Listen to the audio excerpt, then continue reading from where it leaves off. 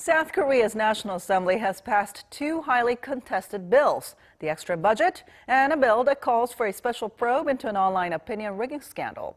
Now, it's long overdue as rival parties were at loggerheads over the specifics of the bills, with plenary sessions rescheduled twice over the weekend. For more, we connect to our political correspondent Kim Min-ji on the line. So, Min-ji, finally, we've got some positive news coming out of Parliament today. Yes, the National Assembly has got some work done finally. Rival lawmakers this morning passed the government's extra budget as well as a bill that calls for a special probe into an online opinion rigging scandal. Now, the votes were supposed to take place last Friday, but the plenary session was called off as rival parties were bickering over the specifics of the extra budget bill.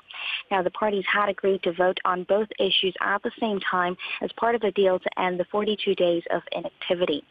The revised extra budget bill is roughly $20 million less than the initial government proposal, which was $3.6 billion after some areas were cut and others expanded.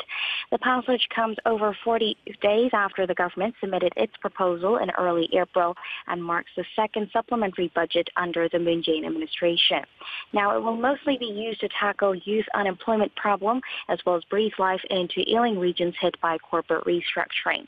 And in regards to the special probe bill, there will be a preparation period of 20 days, while the actual probe itself will last for 60 days with a possible one-time extension of 30 days. As for the independent counsel that will lead the probe, the Korean Bar Association will recommend 4 candidates, of which the opposition bloc will select 2, while the final pick will be made by the president. On the team will also be 3 assistants to the independent counsel and 13 prosecutors.